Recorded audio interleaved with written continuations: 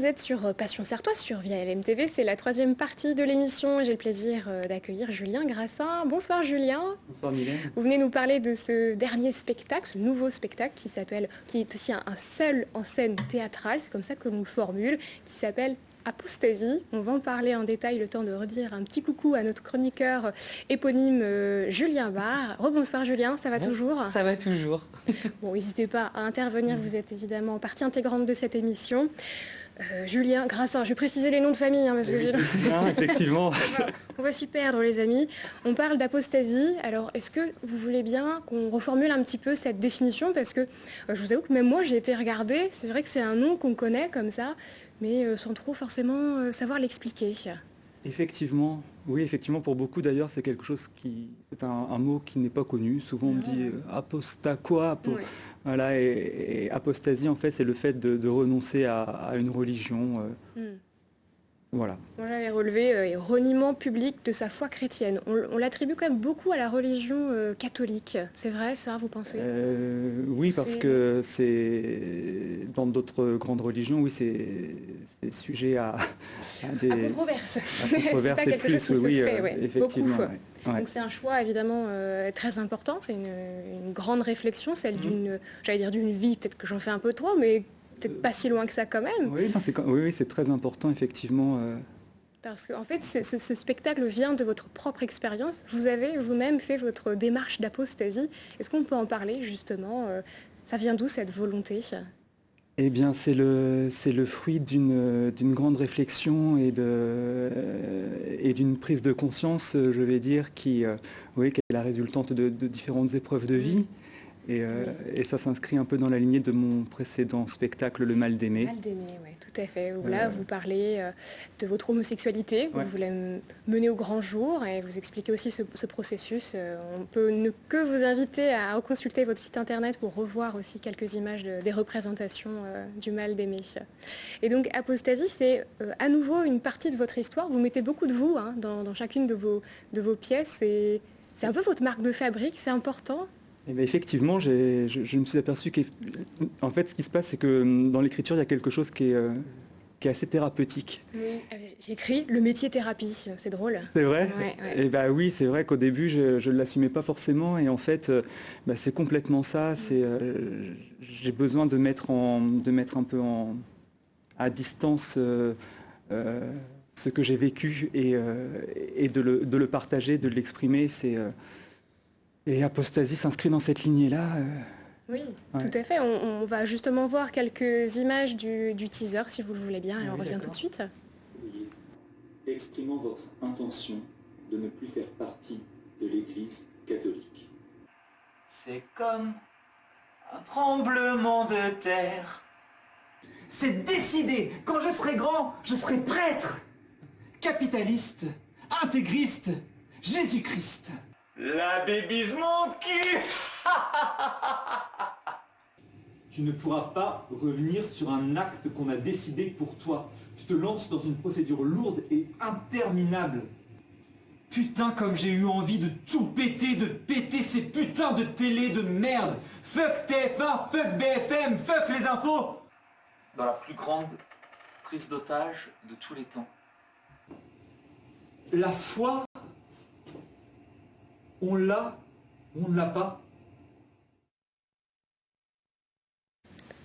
Choisi pour toi, un acte qu'on a choisi pour toi, c'est très révélateur puisque souvent, cette foi, qu'elle soit catholique ou autre, on ne la choisit pas forcément dès le début. Quand on est baptisé, on l'est bébé. Exactement, et c'est ça le cœur de mon propos, c'est important pour moi de le dire, c'est vraiment ça, c'est la question du choix, parce que faire son apostasie, donc c'est par rapport à son baptême, et son baptême c'est quelque chose qu'on ne décide pas.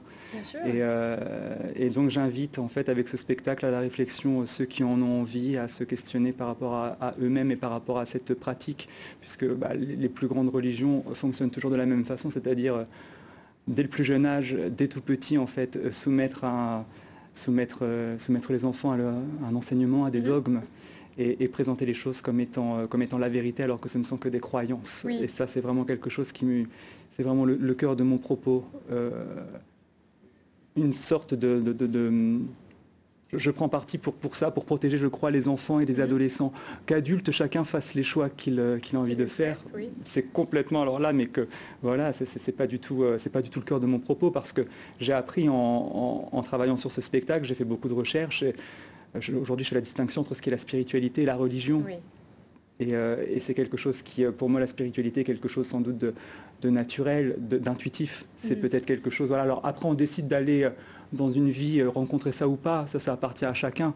Mais il y a quelque chose effectivement de mystérieux, d'infini, pourquoi on est là, on ne sait pas, etc. C'est des questions. Après, la religion, avec les épreuves de vie par lesquelles que j'ai traversées, j'en suis venu à voir les religions comme une alternative pour vivre sa spiritualité, mais comme quelque chose qui enferme, quelque chose qui nous pousse les uns et les autres à devenir un peu tous des clones, à penser les mêmes choses, à devoir se comporter de la même façon, fermé, oui. quelque chose de fermé, contrairement à peut-être la vocation première ou prétendue. Et c'est ça qui est important. Qui est important pour moi, en tout cas, en faisant ma démarche d'apostasie. Effectivement, c'est pas rien, parce que j'ai des souvenirs d'enfance qui sont... vous avez été enfant de cœur, hein?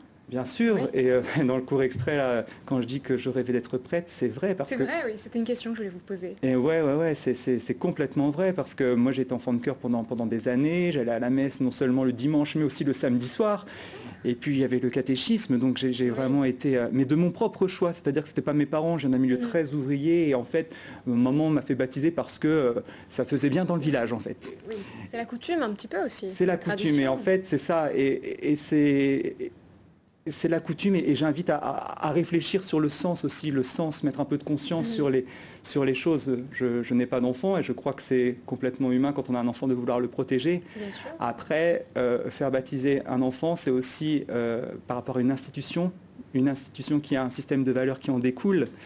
Et je crois que c'est important d'en avoir conscience quand on fait les choses. Est-ce que je suis en accord ou pas avec ce système de valeurs? En l'occurrence, moi, devenu adulte, et c'est ça que je raconte dans Apostasie, je mets en regard l'adulte que je suis devenu avec les souvenirs de l'enfant que j'étais. Parce qu'effectivement, là, il y a une inadéquation totale entre ce qu'on a pu m'inculquer et ce que je suis.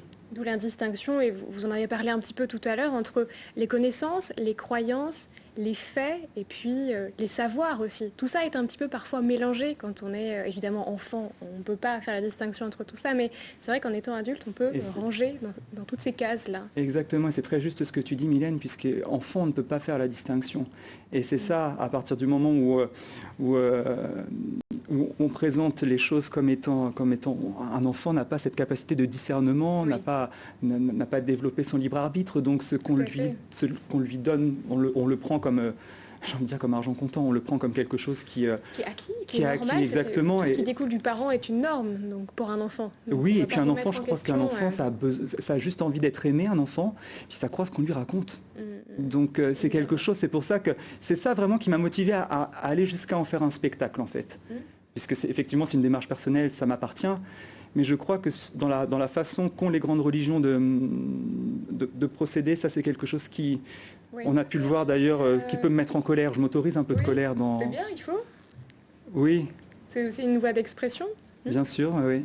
Mais ce que j'aime aussi, c'est que dans ce spectacle, on parle de votre démarche personnelle avec vos opinions, mais on aborde aussi beaucoup des grandes thématiques comme la liberté de conscience, la liberté de culte, à chacun de choisir évidemment quelle spiritualité, quel culte il souhaite. Ça résonne aussi beaucoup dans l'actualité aujourd'hui. Je fais naturellement écho avec la mort de ce professeur, Samuel Paty. Est-ce que, j'imagine que vous l'avez écrit avant, mais quand vous avez vu ce qui s'est passé, ça a résonné un petit peu dans votre processus de création. C'était juste avant la résidence à la Galerie L'Éphémère, ce sont les images que nous avons vues. Oui, ça a résonné. Effectivement, aujourd'hui, avant, ça fait 3 ans qu'en fait, je me suis dit, est-ce que tu le fais pas? Parler de religion, c'est quelque chose de tellement sensible, de tellement périlleux, ça peut être dangereux. Moi, parfois, les gens s'inquiètent un peu. Et je me suis dit, non, on a cette chance d'être en France et d'avoir cette liberté d'expression. Là, je ne fais que partager mon expérience. Et je pense que de réfléchir sur les choses qu'on nous donne comme ça, c'est important d'en parler, c'est important d'oser en parler en fait. C'est pas la peur qui doit gagner en fait. se poser la question sur c'est quoi les fondements de nos croyances. Ça, c'est quelque chose qui me passionne parce que parfois on croit des choses, on nous dit des choses, on les croit, elles sont acquises et en fait, ça vient d'où? Mais c'est complètement... Qui a construit ça dans ma tête? Qui a construit ça? Et en fait, quand on comprend que voilà, c'est quelques initiés à la tête d'une pyramide qui sont souvent des hommes, parce que bien évidemment les femmes dans les religions sont... Mon Dieu, le patriarcat. Voilà, oui. Et je crois que c'est important aussi, je vois un peu les choses comme un iceberg. Souvent on voit la face apparente. Et moi, en fait, avec Apostasie, ce que j'ai fait, c'est d'aller un petit peu plus en profondeur, me questionner. J'ai l'impression que c'est comme vous savez, une sorte d'écharpe que l'on fabrique en tricot, vous faites l'inverse. En fait. Vous enlevez les trucs, hop, tout ce qui a été fait depuis l'enfance, et vous posez les questions. Pourquoi ça c'est là?